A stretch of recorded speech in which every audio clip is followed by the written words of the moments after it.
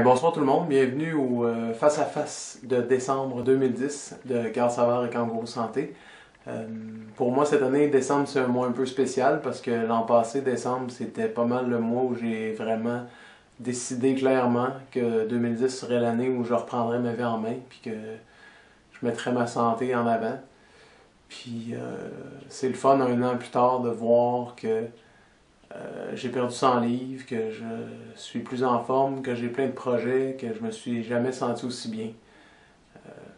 Il y a plein de projets qui s'en viennent pour 2011, au niveau professionnel, j'espère. Puis juste au niveau d'aider les gens avec Kangourou Santé, qui est né en 2010, mais qui grandira éventuellement en 2011 au niveau des activités, puis du suivi sur Internet, puis tout ça. J'ai reçu beaucoup de bonnes questions, surtout Mélanie, je voulais te remercier. Il y avait vraiment des bonnes questions que tu m'as posées. Je vais y répondre dans la vidéo de janvier, parce que en janvier, je vais toucher plus bouffe et émotion, puis ça va me faire travailler sur comment moi j'ai vécu tout ça plus intérieurement, puis tu avais beaucoup de tes questions étaient principalement là-dessus, fait que je vais faire ça en janvier. Pour décembre, je vais toucher plus Stéphanie qui m'a demandé comment survivre au temps des fêtes. Et comme on est en plein dedans, j'ai pensé que ce serait le sujet de prédilection pour la vidéo du mois de décembre. Comment survivre au temps des fêtes? Ben, peut-être que le truc que je pourrais donner, moi, c'est qu'il faudrait peut-être arrêter de voir temps des fêtes comme si c'était décembre au complet et début janvier au complet. Je sais que les parties de bureau ont commencé, que souvent la boisson coule à flot, que la nourriture est là à plein. Je pense que sans avoir à se contrôler tout le mois puis à se priver, parce que je ne vais pas vous dire de vous priver en décembre, là, dans le temps des fêtes, je ne vais pas le faire moi non plus. Je vais faire attention certaines journées, mais c'est clair que je vais me laisser aller d'autres journées. En ce moment, j'ai déjà moi une journée par semaine où je calcule pas trop puis où je me laisse aller en me disant que j'ai le reste de la semaine pour me reprendre puis rebrûler ces calories-là. Puis ça va être la même chose dans le temps des fêtes. Fait que dans le fond, peut-être que vous pourriez vous concentrer à vous dire le 24-25, le 24 heures là, du 24 au soir au 25 au soir, puis le 24 heures du 31 au soir au 1er au soir, 1er janvier. C'est les périodes où je me laisse vraiment aller. Puis le reste du temps, dans le fond, je mange normalement. Il n'y a personne qui nous oblige à nous empiffrer dans le temps des fêtes. Ma tante ne va pas s'offusquer parce que vous ne reprenez pas 3 assiettes de dinde ou parce que vous n'avez pas mangé 24 de ces morceaux de sucre à crème ou de fudge. D'ailleurs, probablement, le monde est tellement occupé à jaser, souvent c'est des grosses fêtes, tout ça. Personne ne va remarquer si vous mangez normalement à Noël au lieu de vous empiffrer. Évidemment, c'est sûr, la bouffe, c'est difficile, on est tenté, tout ça. Si vous avez vraiment de la misère à vous contrôler, je pense que le truc, ça va être d'aller dans l'autre sens. C'est-à-dire, ça va être de bouger. Il n'y a absolument rien qui vous empêche de bouger dans le temps des fêtes. Il n'y a rien qui vous empêche de suggérer vous-même d'aller prendre une marche en gang avec la belle petite neige qui tombe après le repas de Noël.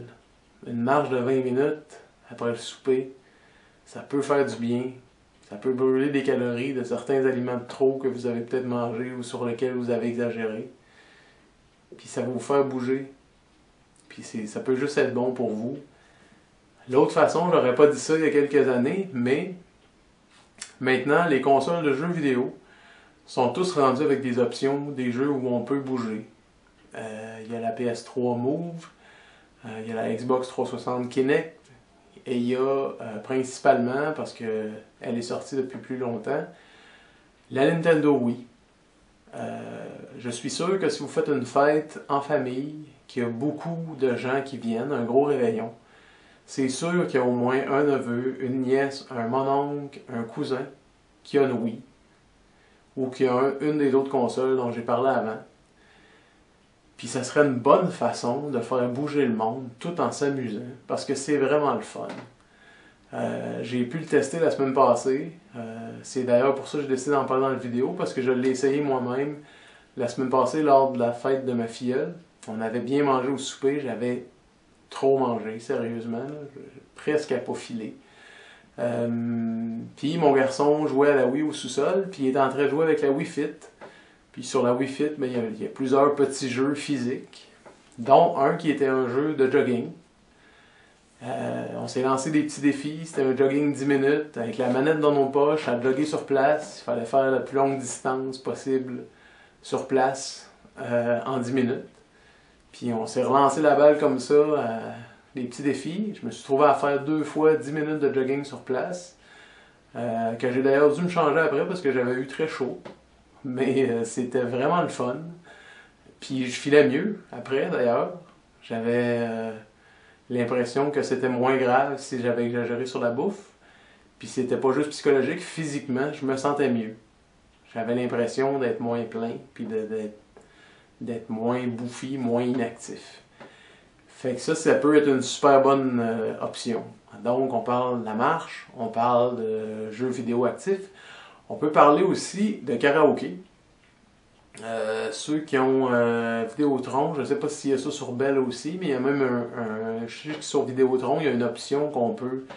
Il y a des chansons gratuites, mais on peut aussi prendre un package avec plein de chansons, puis faire du karaoké à partir du terminal Vidéotron.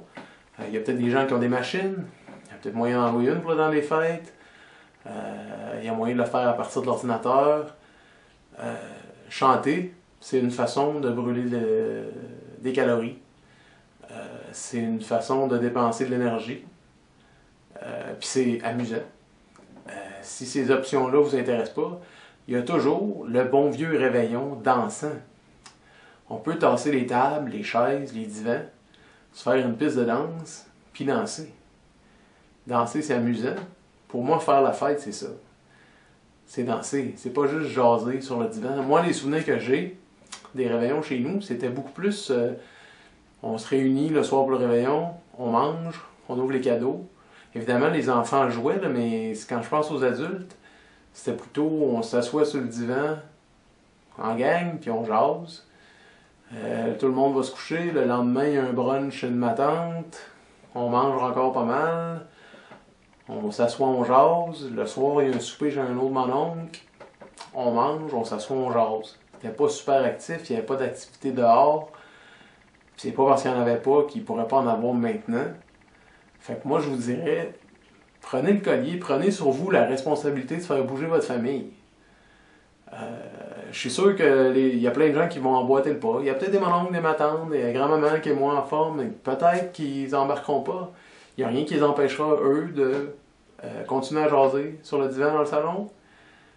Mais si vous embarquez avec vous quelques personnes qui ont le goût d'aller prendre une marche, quelques personnes qui ont le goût de chanter, quelques personnes qui ont le goût de jouer aux jeux vidéo 1 heure, à se lancer des défis, ou de danser, de faire une piste de danse, ben vous aurez réussi, vous, à faire attention à vous.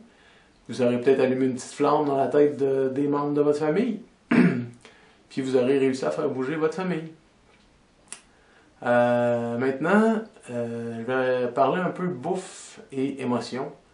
Je vais en parler plus précisément dans le vidéo de janvier, mais je vais en parler quand même un petit peu tout de suite. La raison pour laquelle je vais en parler, c'est que le mois de décembre, en tout cas dans mon cas, moi je suis quelqu'un d'un peu nostalgique. Donc c'est le temps des remises en question. Je sais que pour certaines personnes, ce sera peut-être un premier Noël suite à une rupture amoureuse. Ce sera peut-être un premier, deuxième, troisième Noël où on a perdu quelqu'un de proche qu'on aime, qui est décédé. Là où je veux en venir pour ce sujet-là, ce serait que si l'envie vous vient de vous empiffrer, de vous enivrer, pour oublier tout ça, si ça vous vient de penser seulement, essayez juste de penser à ça avant d'aller trop loin, qu'est-ce que ça va vous amener vraiment de faire ça? Qu'est-ce que ça va vous amener vraiment de vous bourrer la face et de vous saouler la gueule? Dans le cas d'une rupture amoureuse, est-ce que ça va être bon pour votre estime de vous qui est déjà un peu à terre? Je pense que non. Est-ce que ça va faire du mal à la personne qui vous a laissé? Non. Ça va faire du mal à vous. Puis je pense que ce qui serait important, c'est que vous pensiez à vous. et non à l'autre. Dans le cas d'un être cher qui serait décédé, à qui vous pensez beaucoup, pour qui vous auriez le réflexe un peu dans le temps des fêtes de faire ça aussi, de vous enivrer ou de vous empiffrer. Faites juste vous imaginer que cette personne-là, que vous aimez, qui vous aimait, est là, devant vous. Faites juste vous imaginer que vous la regardez dans les yeux, puis que vous lui dites, cette année, pour Noël, je me suis empiffré, puis je me suis saoulé en pensant à toi, parce que ça me faisait mal. Maintenant, imaginez juste qu'est-ce que cette personne-là vous répondrait. Est-ce que vous pensez qu'elle vous dirait « Hey, merci, c'était vraiment une bonne idée, ça me fait vraiment plaisir » ou est-ce que cette personne-là vous regarderait et vous dirait « Fais attention à toi. Je suis pas là, mais moi ce que je veux, c'est que tu fasses attention à toi. C'était pas une bonne idée. Pense à toi maintenant. Fais attention à toi. » Sur ces derniers mots, je vais vous laisser là-dessus. Je vais vous dire aussi que, au lieu d'utiliser cette année le temps des fêtes comme un dernier repas du condamné qui va encore une fois en janvier se promettre de suivre un régime, essayez juste à quelques reprises de vous dire ben là, ce petit défi-là, je me le lance. Ce soir, on a un gros souper, ok, je vais quand même manger à ma faim, je vais quand même me laisser aller, mais demain, j'irai bouger. Demain, j'essaierai de brûler ça un peu, ou ce soir, en amenant une partie de ma famille avec moi, prendre une marche, ou danser comme je disais tantôt, ben, je vais brûler une partie des calories de trop que j'ai mangées. Si vous faites ça cette année dans le temps des fêtes, que vous faites juste compenser en mangeant une petite affaire moins, que vous vous concentrez sur Noël, 24 heures, jour de l'an, 24 heures, puis que vous bougez plus que d'habitude dans le temps des fêtes, vous allez peut-être soit juste contrôler votre poids, soit prendre une livre ou deux, ce qui serait déjà beaucoup mieux que les 5, 6, 7 livres des fois qu'on peut prendre dans le temps des fêtes facilement. Puis, si vous réussissez ça, ça va être encore plus facile en janvier, plutôt que de faire un régime de 2-3 semaines, vous casser la tête sur je dois me priver, tout ça. Si vous avez juste une livre ou deux à perdre, même si vous avez plus, mais si vous avez une livre ou deux à perdre, ça va être plus facile de vous dire cette année, je change mes habitudes de vie, je fais attention à moi plus souvent, j'intègre l'activité physique dans mon horaire, parce que c'est la façon de faire.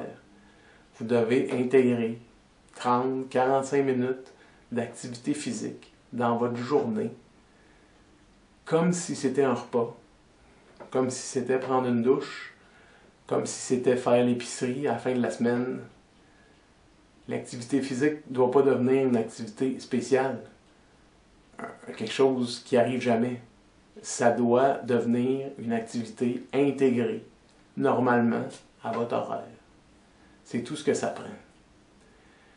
En 2011, peut-être que pour vous, ça sera s'inscrire à un gym. Peut-être que ça sera faire plus attention à ce que vous mangez. Je parle du gym, mais si c'est pas pour vous le gym, moi je viens de perdre 100 livres sans mettre le pied dans un gym. Ça se fait aussi à la maison. Il faut juste être décidé, il faut juste trouver de quelle façon nous on peut faire pour se sentir bien dans ça puis intégrer ça à notre vie. Fait que je vais vous dire, amusez-vous bien dans le temps des fêtes. Puis amusez-vous bien, ça veut quand même dire de faire attention à vous autres. Puis continuez de bouger. C'est ça l'important, continuez de bouger. Puis profitez-en dans le temps des fêtes pour bouger en famille. Fait que comme je disais tantôt, en janvier, je vais revenir plus sur le côté bouffe versus émotion. Mélanie, je te promets de répondre à tes questions parce que c'est ça que ça touche beaucoup. Le côté plus psychologique, plus comment je me sens en dedans, psychologiquement, par rapport à toute ma perte de poids et tout ça. Fait que je vais revenir là-dessus en janvier. En attendant, tout le monde, passez un joyeux temps des fêtes. Bye, à la prochaine.